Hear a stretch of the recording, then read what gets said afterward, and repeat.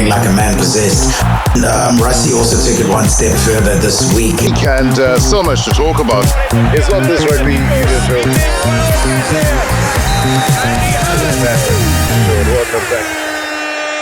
Oh, what an absolutely insane day of rugby yesterday. I loved every minute of it. Well, maybe not loved, because there were some really scary moments.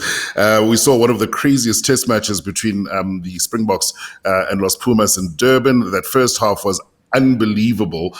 So much happened there, so much to talk about. But the match started with a 24-33 win for the All Blacks over Australia. And it finished off with England winning the Rugby World Cup, the Women's World Cup. So congratulations to them. But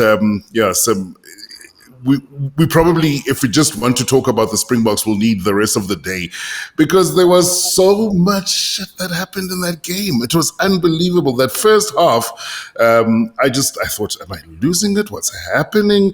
Weird tries. But I think more than anything, Sasha finally announced to the rest of the rugby world, I'm here and I'm a generational talent. It was unbelievable to watch.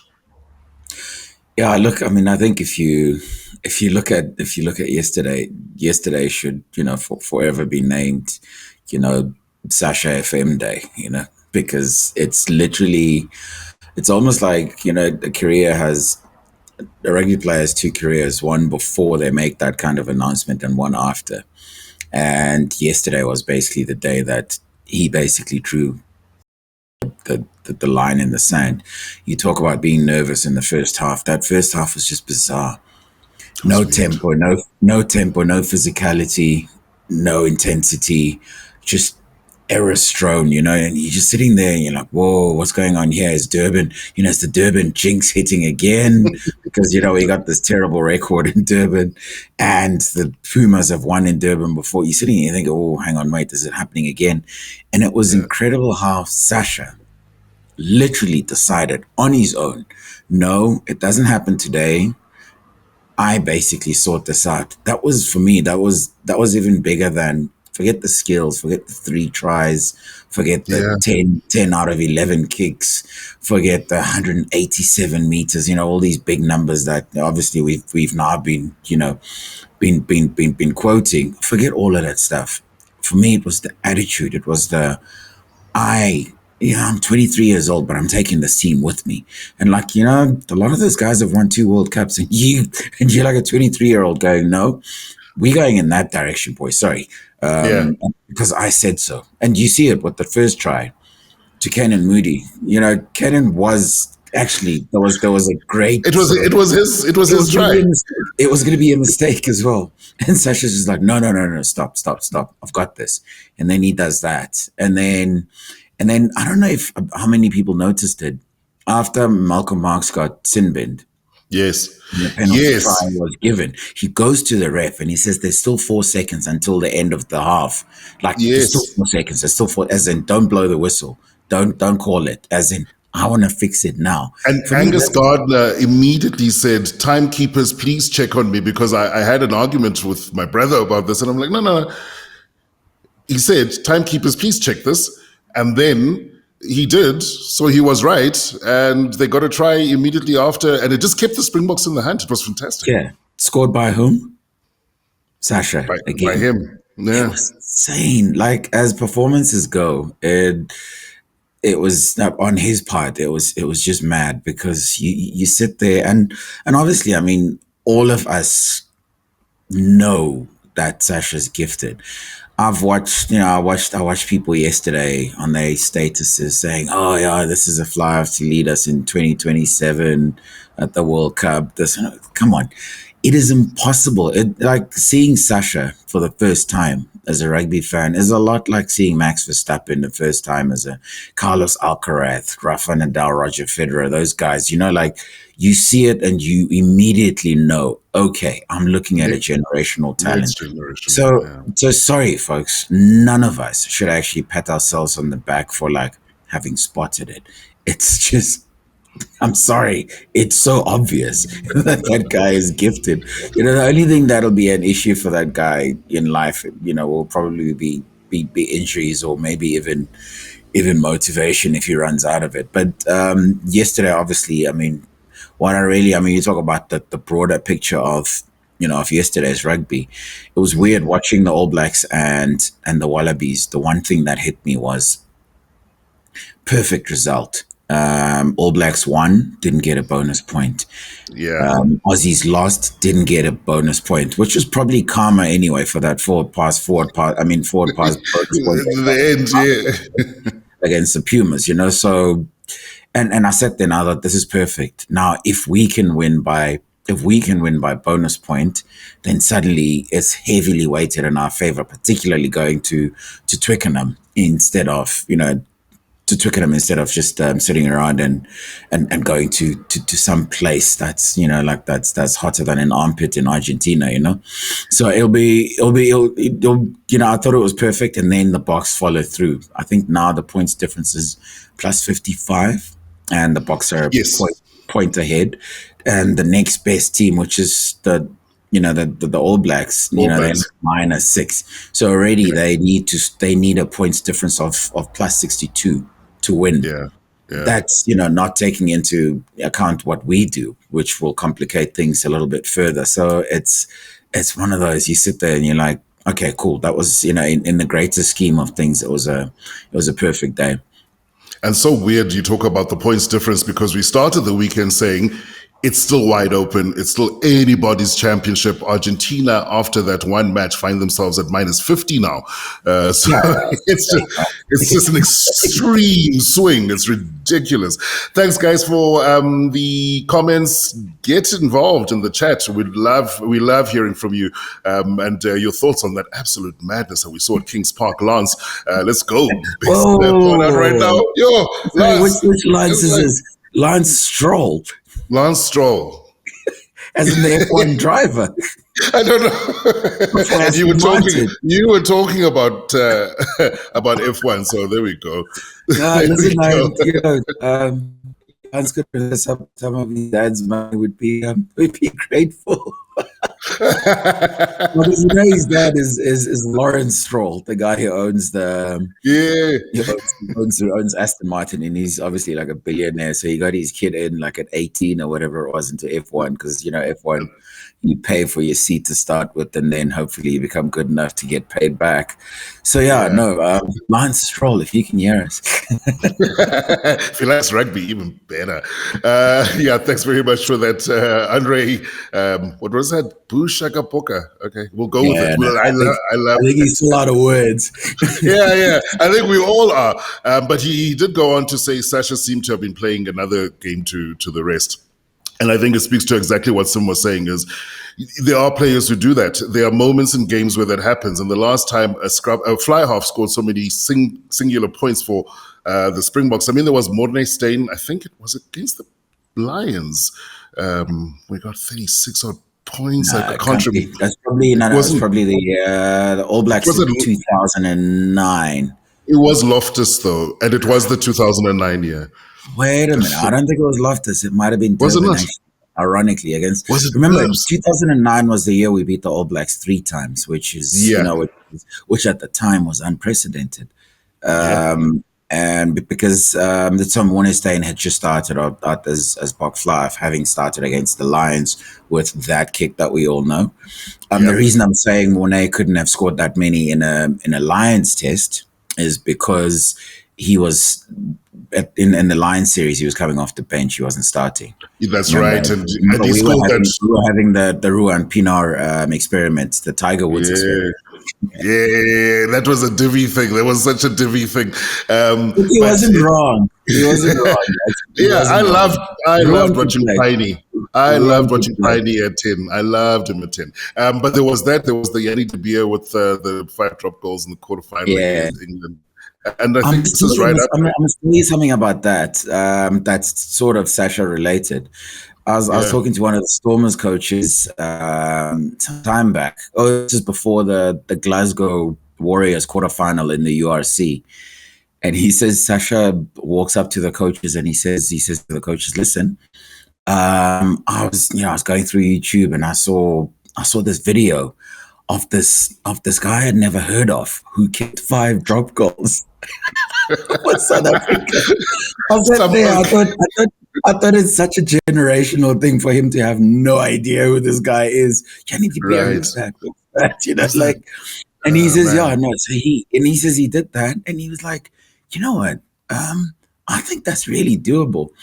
And the coach, like, instead of like kind of saying to him, dude, stop being mad and stop not knowing your history, he kind of tries to egg him on by saying, because Sasha says, I did the maths, it's like 15 points, as in, 15 free points. And he says, the coach, instead of saying, dude, stop being an idiot, then he goes, you know what? 30 sounds even better, as in just keep going. Because like Sasha's kick is so great that he could do something like that. And so that was his intention going into that game. It didn't quite happen. I don't know if you remember the game. Very early in the game, he gets a drop goal over, but then he stops kicking, and then they lose the game and whatever. But the irony for me was that obviously he went into that game trying to emulate and do better than Yanni de Beer, and he's done it in a Boks jersey now. He's because Yanni's was second. Before he's now third behind Percy Montgomery. Behind Monty, yeah. Monty is was 35, was against the country of his birth, Namibia. Yeah. Which is quite, So yeah, it was one of those things that hit me yesterday. It's just like, I just remember that story and I was just like, geez, I love these chats with you so much. Is if there's anyone listening, there's a little quiz answer for you. When it comes to, a couple of them when it comes to Monty, and I think it was Walvis Bay. Is it? Yeah, he's from Walvis. Yeah. I love those. Thanks very much for those comments. Keep them coming. Super Bowl Joel says, Cheslin's own try reminded me of when you play your little brother in basketball and spot him. 5 points to make it interesting. But Chesy had a game, hey. I love the description, though, like own try. That's exactly what it was. That's what it is. But Chesy had a game because, I think for a moment there he would have thought, oh gosh, have I just cost us, us. And Cheslin takes it seriously. Remember him in the final sitting in the sin bin. Yeah. Yeah, I remember him sitting. Like Cheslin takes it very personally, that stuff. So you're 100% right. He would have been thinking, "Oh, geez, what have I done here?" Yeah. I looked at that again, and I'm going to rewatch this match just because it was so crazy. There was so much that happened, but obviously he kicked the ball to his teammate. I think Angus Gardner was right. I was angry in the moment, and Angus. That was the law. It's literally the law. And you're allowed to play it fast. You dropped it, yeah. Yeah, you're allowed to play it fast, so nothing wrong. The only thing I will say is that if you take it again, that ball didn't go past the 5. So, you could have potentially gone back and said, okay, maybe that's with a restart or a scrum, but to Argentina. But hey, well done for Chocobares spotting it, knowing his law, putting it down, playing until the whistle. We tell all the kids to do it when they're at school. But then that second, the one that he did score from the cross kick again of Sasha, where he didn't break his stride on the touchline, that was freakish, man. I mean, there were so many freakish moments in that game. It was a weird combination of, you talk about the kick chase. And, and when you talk about the kick chase, everyone will tell you that, a kick is only good as the chaser. Yeah. And in this case, the kick itself, was so accurate. It was literally exactly where Sasha wanted it. And the way Cheslin just basically, and the way Cheslin attacked it, because he didn't break stride. Like you say, he hit it at full pelt and just took it and carried on. And I was just like, had another kick. He still did another little. Yeah, that is an insane try. He may as well have handed the ball to him. It was so accurate. It was almost like he's right here. Oh, here you go. That thing was probably about 40 meters diagonal. And he hit him exactly. And I was just like, oh, this guy.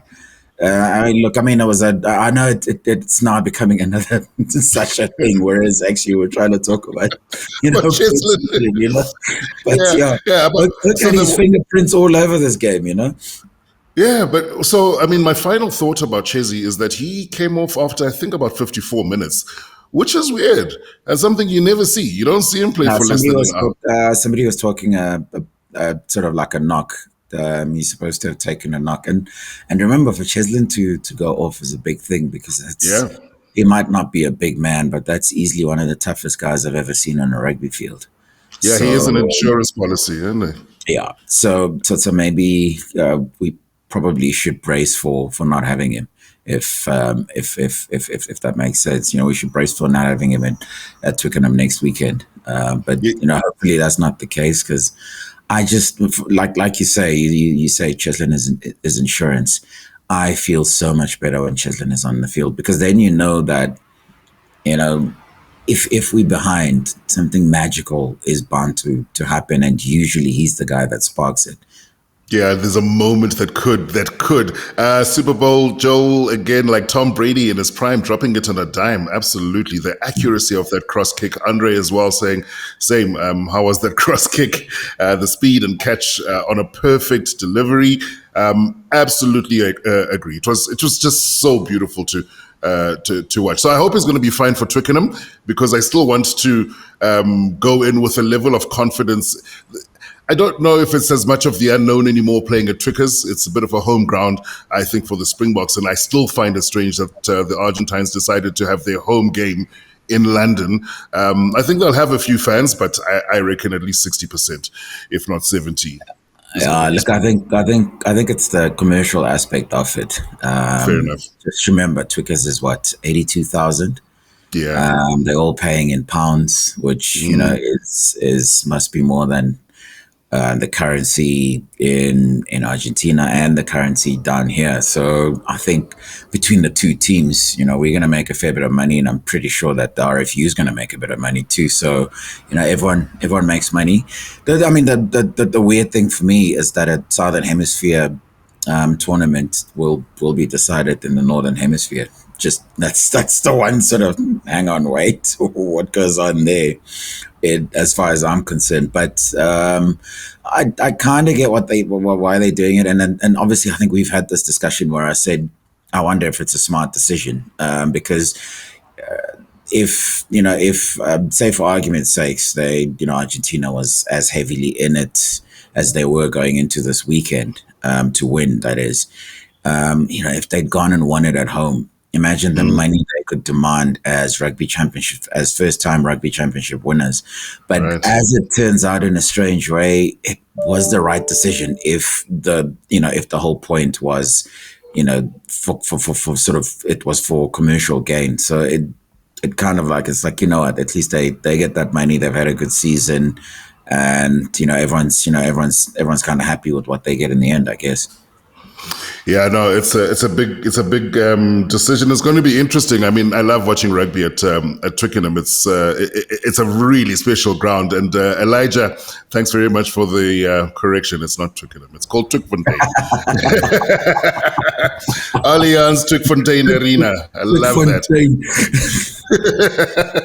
It's fantastic. And it's true because there are going to be so many South Africans there. And there was a question here as well, which I'd seen about Willemse as a campo, who asked a question saying he saw Willemse had an ice pack on his hamstring. Do you guys know of any other injuries? And it's right, when they cut away, that's after he'd come off the field. Sasha switched to 15 and Mani had come on. He had his... an ice wrapped around his leg, but it didn't look terribly serious for me. He was standing up, moving around. I think it's just a bit of precaution. Other injuries that you might have picked up besides Chesy? I didn't see anything major. I saw Pieter-Steph strapping himself though. He sort of took the tape from the doctor. Strapping his own knee, like, let me sort this out. It's one of those weird ones. If a player gets to strap himself, then maybe it's not that serious. But if it came down to a doctor strapping him, then we're probably talking about a bit of a problem. So maybe also like Pieter-Steph, just universal soldier, man. Like the Xhosa commentators call it, the universal soldier. no retreat, no surrender. And he actually had a sensational game, by the way. He had a It's one of those things. phenomenal game. Yeah, you know, you look at Sasha's numbers, especially the running meters, 187. When backs run like that, it's in open space. Also he spent time at fullback, which means he would have been, running it back from fullback, which means again you're just racking up the numbers. But the thing about Pieter-Steph is, I think he had the second most running meters, which is 66. But that's 66 run in traffic, eh? It's like think of Joburg traffic, and and then talk 66 meters, like from all those carries and 2 tries, and typically just throwing himself around. The guy just works himself to a standstill. Yeah, he does. Like one of the biggest issues we're gonna have in this country is trying to replace that guy. Like that is, we talk about generational players. It's one of those things. It's easy to call a back a generational player because, well, they smooth with it. They skilled, but those boys up front, it's tough to call them that. But Pieter-Steph definitely is a generational player because he's such a freakish athlete and he just doesn't stop. He runs all day and his mentality is bulletproof. Yeah. And, you put him in the line out as a lock. Yeah, cool. No problem. You put him at blindside. Yeah, no worries. You make him lead. He'll call for a scrum from the penalty. They're like, listen, that guy doesn't get enough praise. I mean, 2-time World Rugby Player of the Year. We forget that. You don't get that by being just another South African flanker because we produce so many. You know what I mean? Yeah, no, and the 2 things that I noticed with Pieter-Steph's performance is a lot of those run meters were coming along the touchline. He's thriving. He likes the edge these days. He loves the edges. He's thriving out wide. He's like the world's biggest winger. You don't want that. No. Like 2 meter tall. It's like, no, thanks, bye. That, and then for the try that wasn't for Eben Etzebeth, he played 9, and there was one man in front of him. And for a guy who's as big, as strong, and as good a ball carrier as Pieter-Steph to have the wherewithal to actually, although I could possibly have a good opportunity with a little pick up and drive to the try line, I'll just pass it. Let me play it to Eben. And I love that because it means he's thinking about more than just the physical aspect of the game. And he didn't knock it on like Kobus Reinach. Well, let's go there because Lance Stroll motors in with a question about Kobus Reinach. And he asks, what are your opinions? In the last 2 games, he's played decently, but multiple tries lost to knock out his course. Like the knock-ons at the base of the ruck. I mean, one of them, there was a very clear Argentine foot, which dislodged the ball. It led to a penalty. I was hoping there'd be maybe a yellow card to come with it as well. Oh, before I forget, we were talking injuries. Just a shout out and well wishes to Garcia, the little number 9. He had that massive neck injury, which looked nasty. So I don't think he'll be around at Twickenham. So yeah, wish him all the best. You don't want to see a player stretch it off. Just to answer Lance, Lance Stroll's question about Kobus Reinach. Yeah, it's one of those interesting ones in that of the scrum-halves we have now, he's probably the most senior. And then what you probably need is to make 100% sure that you've got that experience. And I mean, I'm still not 100% sure why Faf de Klerk has been put out to sort of semi-pasture because there was that weird thing where he wasn't part of the team to go to New Zealand and then he joined late, almost as a replacement for Bongi Mbonambi. But Kobus does sometimes, although he's actually had 2 very good games over the last 2 weekends of the Boks. He does strike me as a scrum-half who needs the stars to be a little aligned at the ruck to sort of deliver cleanly.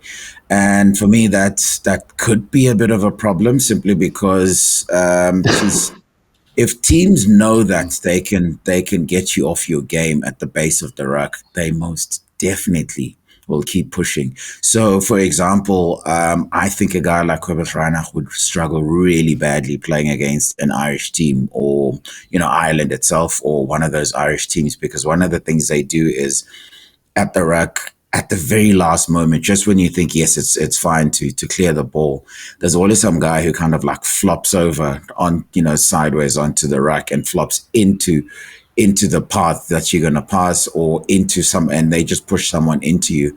And then, so it's one of those tricky ones. He is the most experienced guy you have, so you go with that guy because these games are the important ones. But by the same token, it's one of those weird ones. You've got so many good scrum-halves, most of them not even in the squad. But the problem is, obviously, guys, the guys haven't shown Rassie and Co what they need to be shown, and therefore they need to now sort of work their way back. Guys like Jaden Hendrickse. I know a lot of people don't rate Jaden. I rate him very highly. But, I also have to admit, even as a Jaden fan, that, he just hasn't been on it, sort of the last few months. And so he needs to regain it. He needs to do it again. So I think, we rely on him because he's the most experienced guy we have left. But you do have, obviously, the other guys like Krappy, Grant Williams, that are pretty decent players themselves. Yeah, thanks for that. Sorry, I'm fighting gremlins this morning. But Grant Williams would have played had it not been for a minor niggle. So I'm pretty sure he'll probably get a chance to start again at Twickenham.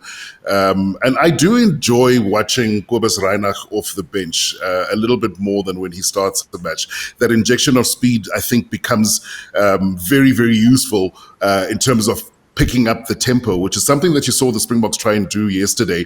And then, of course, Krappies, I think, had a great game. And that try-some that he finished off, for me, probably the best team try the Boks have scored this season. When I say team try, I mean, there have been some great individual moments, but it just went through the hands. The momentum was relentless. There was just absolutely no answer for the wave on wave on wave. The handling, the skill was just phenomenal. And he rounded it off, I thought, very well.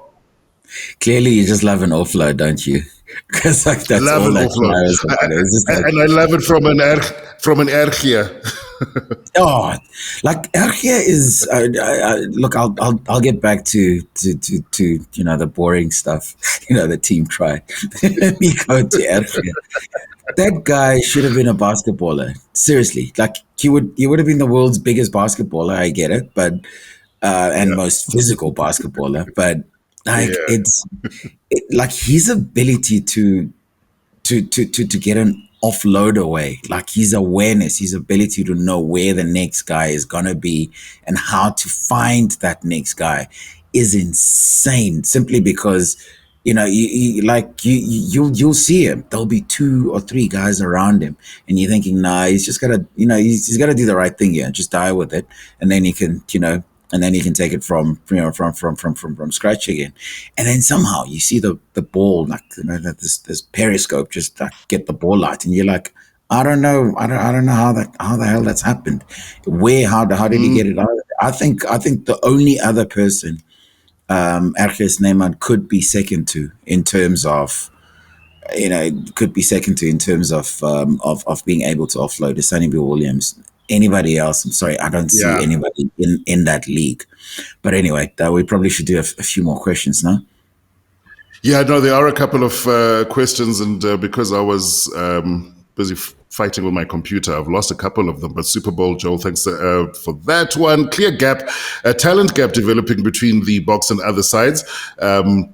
Most sides have 1 or 2 game breakers. We have 7 or 8, incredibly hard to overcome. And it ties in with an earlier comment by, I think, Andre, who was saying, we don't just have one world-class fly half in Sasha. We've got 3 of the best, and offering the Boks very different solutions, which I thought was absolutely accurate. There are 3 different guys. I mean, Mani came on. His passing game, his individual little try as well was really, really, really good to see. Comes down to a nice little offload. It's a nice pass. Look, the whole talent thing, we almost got to be careful not to get carried away with ourselves, simply because it doesn't matter how many guys you've got in one position that are game breakers. You can only play one at a time. And that's quite a sobering thought. They're only ever going to have to mark one of those guys at a time, not all of them. Yeah. I remember years back, before the 2019 World Cup, I was doing an in-depth feature on Magazole Mapimpi. And I said to him, geez, what's it like? What was it like growing up? You would turn up at a rugby stadium and, you've got no family. All these other guys have got their family. They've got the support structure, people willing them on. And he was like, well, he can't bring them onto the field, can he? Like my opposite number. I was like, you know what? He's got a point. So it's one of those. It's great for us to have that depth. It's insane that we have that depth. And you've got to praise Rassie for the sheer vision to go, you know what? This is what we're going to do. And this is something you said from day one, because I think we've always been known as a country that produces an insane amount of talent, but we've never quite harnessed it. And, to get someone who's one of whose sort of ideas was, we are going to harness that talent, and we're going to make sure that it takes us all the way forward. We almost at a point where we're going to reap the rewards of that. I imagine the actual proper reaping of the rewards would be at the 2027 World Cup, but we are sort of well and truly on the way to doing that, simply because, I just can't remember who said that. We've made this decision to have that many guys and to spread them all over the field. And that's the other thing. We try to play all of them at the same time, because if you look at, say, the 23, when Ox withdrew, we didn't get a hooker to come and replace him, or we didn't get a hooker to replace Jan-Hendrik Wessels when he had to move to prop on the bench. We got Eskom instead, which is Marco van Staden. And the point there was a guy who's played really well in the Rugby Championship was being given an opportunity to be on the field with the others. And as you saw, Marx played the full 80, except for obviously the 10 minutes he spent on the sidelines. And the whole thinking was, get your best players onto the field. And we almost had like a weird sort of cheat bomb squad from the 5-3 split we had on the bench, where he came on, where Marco came on with 16 on his back, but he was actually one of the loosies. I think he was at open side, and Kwacha went to 8 after Jasper left, and Pieter-Steph stayed, because you don't move Pieter-Steph. It's quite smart how we keep looking at, geez, why is Rassie changing all these positions? Forget the fact that we've got the game breakers, like we've discussed. It's also the making guys play so many different positions. It's to try and make sure that you're almost cramming 30 players worth of squad into 23, into a match day 23, because these guys can do so many things. They're all like kind of like 1.5 players. They're not just a single player. So it's quite an interesting strategy, and it's difficult to try and work out what they're doing half the time. But long may it continue, as long as it gets us a three-peat, Yeah, we saw that jigsaw play out as well. Sia coming off, Jan Hendrik coming on, and then it was Damien de Allender who was playing on the side of the scrum, who was a flag. And they got a penalty from that. So I thought, wow, this is phenomenal. Still dominating them despite those switches. So point well taken.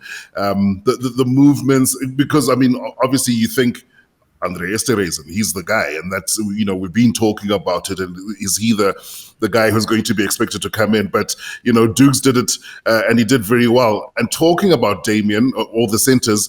Wonderful game. We'd seen the other Damien go at 12 in the match against the All Blacks at Wellington, and thought, oh, there you go. There he looks very settled there. He creates quite a lot. I just thought those carries, the bust ups from the centers, especially in the second half as well, was phenomenal. Really, really, really, really good. They didn't lose anything because of the presence of a Sasha, for instance, and the kind of game that it turned out to be. I thought they were very solid in the carry. Yeah, it's one of I think Kenan Moody is one of the silent assassins that we need to keep an eye on. Look, again, he's another guy who just arrived on the first class scene and basically looked the part immediately. He's a he looks, he looks like a quiet guy. He doesn't cause trouble, but he's a tough little guy. I remember an under 20 story about him where he broke, I think he broke his hand and in the act of scoring against the Argentina under 20 side. And this was like in the 40th minute or whatever it was. And he went on and finished the game. So, he's a very, very tough guy, but he doesn't look it. And, I'm sitting now in the South African context. It's insane. Our center pairings. Remember, our sort of longest serving center pairing is Damien Dialende and Jesse Creel. Behind that, you've got Damien and Lucanio Am. And then behind that, you've got a really nice combination that did for the All Blacks at Twickenham before the World Cup in 2023. That's Andre Esterhuizen and Kenan Moody. Last week we had Damian Willemse and Kenan Moody, and you just move it to Damien Dialende and Kenan Moody, and it's all seamless. That is just dangerous in terms of the ability to just get someone to step in and there be no sort of discernible difference in terms of, the efficacy and whether the guys can do their job or not. So we're at, center was probably a place we probably needed to start worrying about. All of a sudden we've got these options and lots of them. It's quite interesting to see how that works. Obviously, it's just a matter of, which flyer goes with which inside center, because I think that tends to matter, because Esterhuizen Manie tends to play his best rugby next to Andre Esterhuizen. It's almost like he needs his own personal bodyguard or whatever. And, so that's probably the combinations we're going to start sort of needing to talk about. We might end up having to think about maybe someone like Pollard going with Damien Willemse, because Damien's is more of a playmaker as opposed to another sort of physical player. So it's look, these are nice problems to have as long as you get them right and trying to solve them, because you could get them wrong because you get seduced by the fact that you've got so many of these guys, What I love about what you've just said is that we haven't even factored in Ethan Hooker as a center. Exactly. And he is a center. He's not a wing. It's like the Jean de Villiers story, starting his career on the wing and then moving in. Yeah. And I thought he had a very solid game as well. I'm sure he would have wanted to score a try, but he managed to put Pieter-Steph away it was Pieter-Steph's first try. And Andre Moody is the future. Love how he operates. Yeah, me too. I think he really is special. And under the high ball, I keep saying it, is really special. And you say, still waters look deep. Still waters run deep. And then, Elijah, this is an interesting one, because there was a lot of talk about Sasha and maybe being the guy who overplays or has a tendency to want to do it all himself. So he asks, is there any fear that the hype might get to Sasha? He's got a little concern about that, and the ego that he's building might just get the better of him. And it's very hard to tell, because with rugby players, I know you need to have a daring. You need to be windgat. I think that's the word. If you're not Afrikaans speaker, arrogance, I think, is probably the closest to translation on the rugby field, at least. In order to be able to execute some of these daring things that we see a player like him do. Is there worry there, Sim? I don't know. I haven't really heard of too much. I mean, there was the little incident with the injury that he didn't announce to the Springbok management team, and that left him in hot water. And I think the thing about Rassie and his squad, his management team, is they'll drop you, regardless of who you are or how well you play or whether you're world-class or not. He's got, I think, no time for ill discipline. So hopefully that'll be one of the things that sets him on track if he goes off. But it seems fairly level-headed. He is level-headed. He comes across as level-headed. You never... even as a writer, you never really know these guys in the classical sense of, do I know this guy? I know that he's approached some of the guys at the Stormers because they know him as a kid. When I say guys, I mean the coaches, and just said to them, look, if I ever get ahead of myself, if you ever think I'm getting ahead of myself, tell me. But to start answering the question, you've got to say, first thing you got to say is, Sasha wouldn't be human if he wasn't aware of any of this, you know? I mean, you've got grown men like us kind of like, going on about him being a generational talent, Sasha FM and all of this stuff. You wouldn't be human if you didn't, get a little intoxicated by that. To drink your own Kool-Aid a little. You wouldn't. And he's 23. What were we doing when we were 23 years old? We probably had a fair bit of sort of the wrong kind of ego. But like you said, the very important point you made there was Sasha doesn't get to try that kick for Cheslin.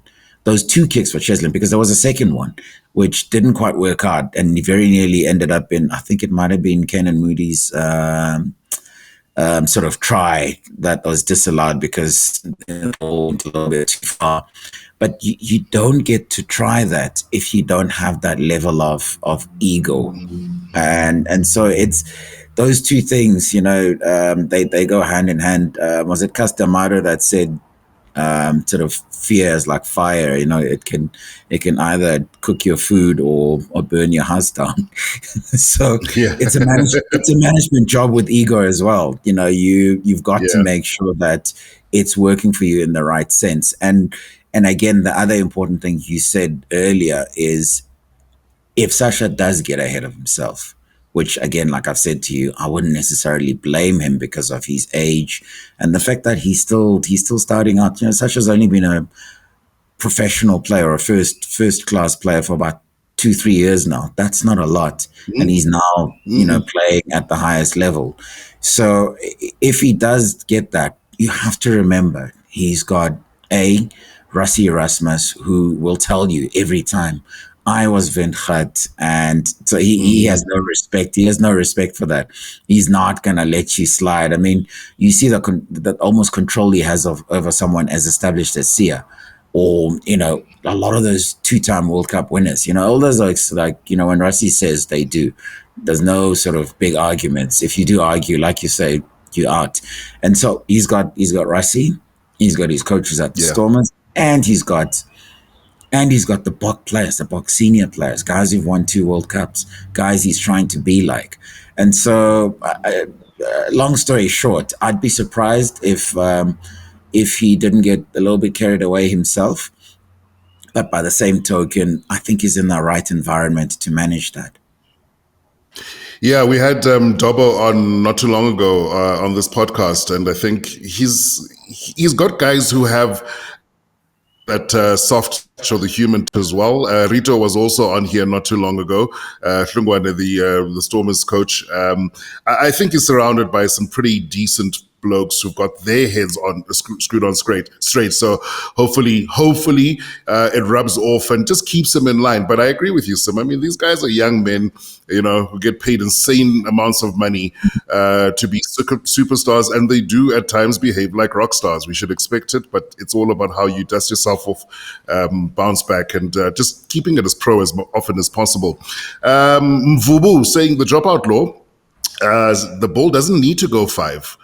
Only the opposition needs to be behind the 5. I'm going to rewatch that because it looked to me like Chokobares ambled onto the ball. He didn't sprint into the 5 to go and dot it down. He did try to maintain the 5.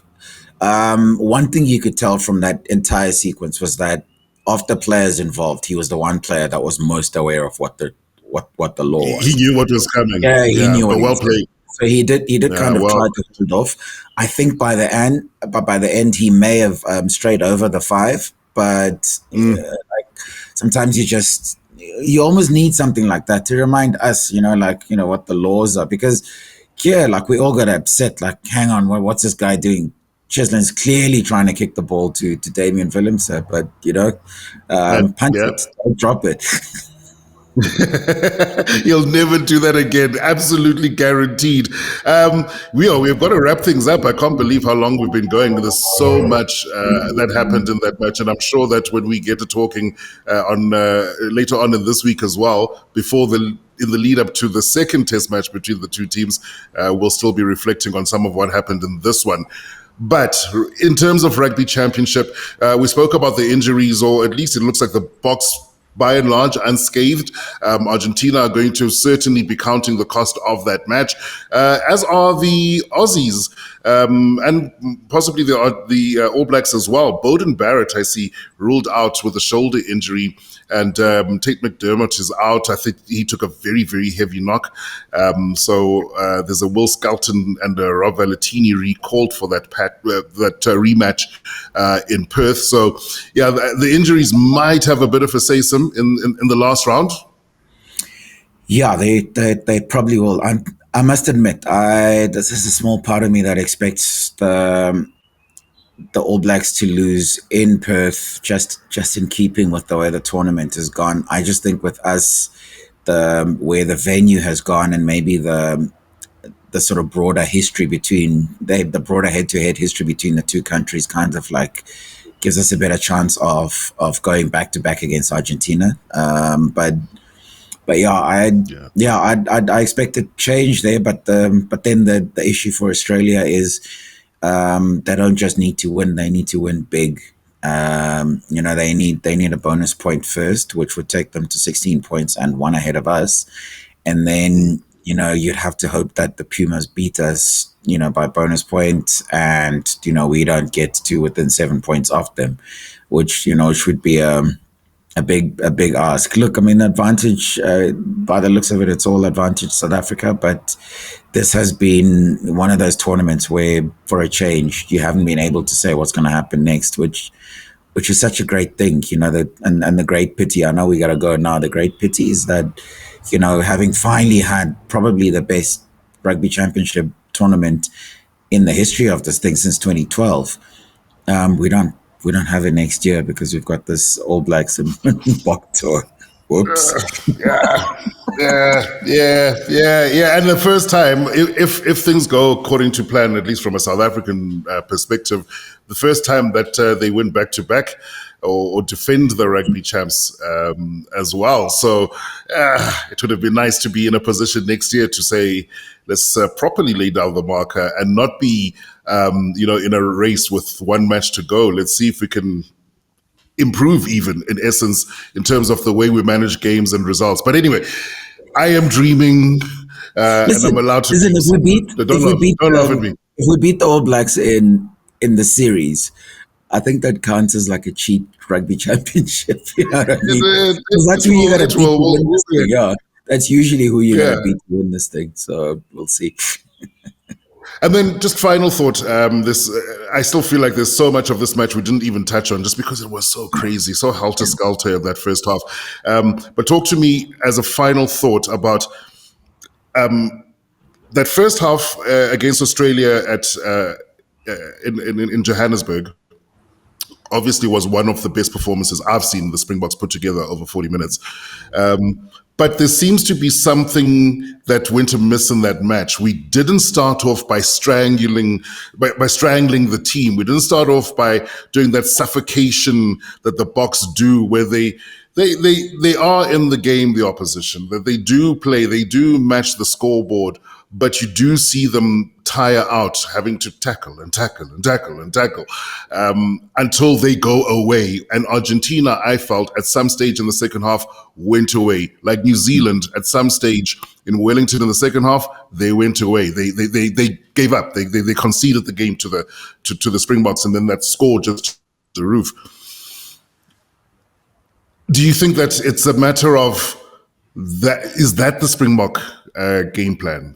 That actually what we're trying to do is to get them to go away. And in Johannesburg, what we did was play. Yeah, we overplayed. We didn't just play. We overplayed. We kind of we almost ran ourselves off our own feet, which was a bit silly.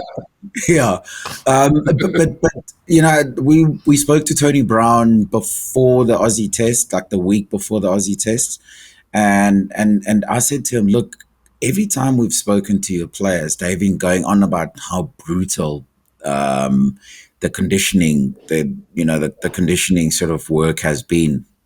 And I said, is that deliberate? And then he basically said, you know what, for us to play the way we want to play, we need sort of like that insane tempo to play at an insane tempo and to be able to and intensity and to maintain it. And so it is deliberate. They're doing it on purpose, and it's a bit like when we lost to Australia. I think one of the good things we did on the show was to harp on about that first 20 minutes and those 22 points. I think at the time we said,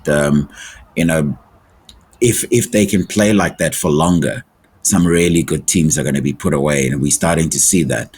And that is the point. And I think it is starting to happen. And the scary thing is we still leave so many opportunities on the table. And so it's going to be quite interesting to see how it, when it finally clicks, because at the moment you still have to admit, although there are team sort of efforts, New Zealand, Wellington, you have to say that was a team effort. Yesterday, you have to say that was a team effort. But, Damian Willemse dominated Wellington. Sasha dominated yesterday. Durban. If you sit and you kind of like, what happens if all these oaks kind of like rise to a similar level in the same match, like they all can? Some really good teams are going to be put away. Yeah, can't wait for it. Let's see. I won't call him long-suffering Welshman. Paul has got a surprise. Is a graphic here for us because he's a Springbok. He's a Springbok supporter.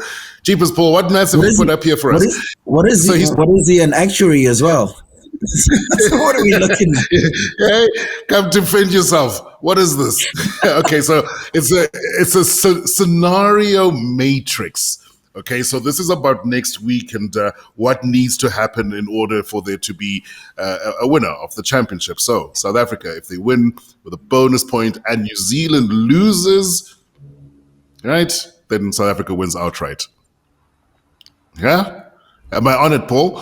And then likewise in the second row, if South Africa wins with a bonus point, New Zealand do win, but they don't gain a bonus point, then South Africa still wins it. But there are a couple of scenarios where the Kiwis do have a chance. I do think that points difference. They have to put Australia away by a lot. Yeah, I think they'd need to score. They'd have to gun for scoring 40 or 50 points, and then we'd have to lose reasonably badly to Argentina. Yeah, as well, which I don't see. Even if they do win somehow, I don't know if that's going to make a huge difference in terms of just denting that points difference. Elijah, there's a suggestion that you said we must do a show with Tim, Egg Chasers. We'll actually reach out to him. That would be great fun. He's an awesome guy, and I love his take on what happens. And he was in South Africa not too long ago as well. Thanks very much, everyone, for joining us. Loved talking this match. Keep the comments going because I thought it was phenomenal. And there's so much stuff that we didn't get a chance to go over, individual performances that we didn't touch on at all. I mean, Thomas du Toit, for instance, will probably have been the heaviest fined guy in the fines meeting, gave away a couple of penalties, though he was good in other aspects of the game. The bomb squad and its new sort of look and the way it's morphed. There's so much that we've left out. I call it the grenade squad now because it's no longer, the big thing. I've stolen it from the Italians, but yeah, we'll take it. Yeah, no, I get you. There's a little bit more nuance in how they come onto the field and the roles that I think have been defined for them. And maybe that's something we should touch on next week leading into that match at Twickenham. But thanks very much, guys. And all of you at home listening, commenting. We love hearing from you. We love being part of the conversation. Give us a like, give us a subscribe. It's nice to build this little family. Sim, as always, enjoy the rest of your Sunday. I got kids on school holiday, so I'm about to go and pay.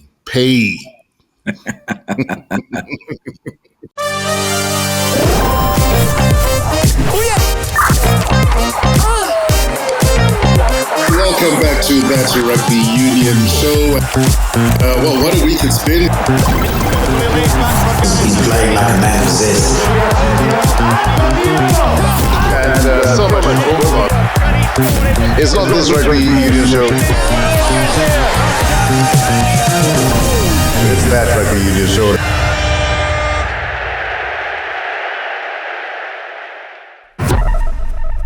Sweet.